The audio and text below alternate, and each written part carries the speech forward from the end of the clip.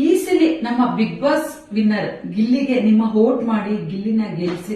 ಯಾಕೆ day first ಇಂದ ಹಿಡಿದು ಗಿಲ್ಲಿವರೆಗೂ ಅವರ ಒಂದು ಆಟ ಆಗ್ಲಿ, ಅವರ ಒಂದು ಹುಮ್ಮಸ್ ಆಗ್ಲಿ ತುಂಬಾನೇ ಚೆನ್ನಾಗಿತ್ತು. ತುಂಬಾನೇ ಎಂಟರ್ಟೈನ್ಮೆಂಟ್ ಕೊಡ್ತಿದ್ರು.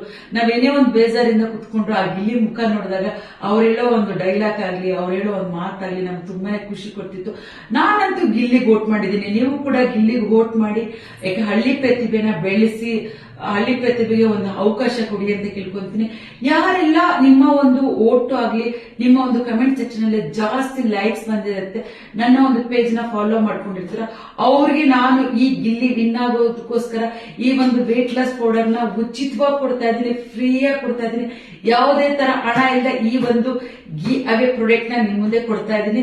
ಸೊ ದಯವಿಟ್ಟು ಆ ಒಂದು ಪ್ರತಿಭೆಗೆ ವೋಟ್ ಮಾಡಿ. ಸೊ ಗಿಲ್ಲಿನ ಗೆಲ್ಸಿ. ಸೊ ಇನ್ನೊಂದ್ ಏನ್ ಬೇಜಾರ ಅಂತ ಅಂದ್ರೆ, ಯಾವಾಗ್ಲೂ ನಾವು ಗಿಲ್ಲಿನ ನೋಡ್ತಿದ್ವು, ಬಿಗ್ ಬಾಸ್ ಅಲ್ಲೇ ನಗ್ತಿದ್ವು. ಆದ್ರೆ ಇನ್ ಮುಂದೆ ಬಿಗ್ ಬಾಸ್ ಎಂಡ್ ಆಗ್ತಾ ಇದೆ, ಸೀಸನ್ ಫಿನಾಲೆ ಅಂತ ಸ್ವಲ್ಪ ಬೇಜಾರಾಗ್ತಾ ಇದೆ.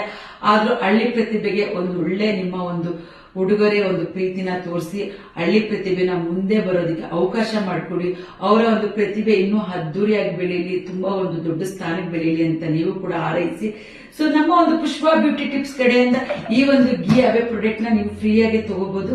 ಸೊ ದಯವಿಟ್ಟು ಗಿಲ್ಲಿಗೆ ವೋಟ್ ಮಾಡಿ. ನಿಮ್ಮ ಒಂದು ಕಮೆಂಟ್ ಸೆಕ್ಷನ್ ಅಲ್ಲಿ ಜಾಸ್ತಿ ಆ ಒಂದು ನಿಮ್ಮ ಒಂದು ಕಮೆಂಟ್ ಗೆ ಲೈಕ್ಸ್ ಬಂದಿರಬೇಕು.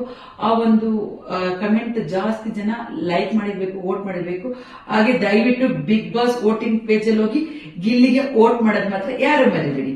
Thank you so much.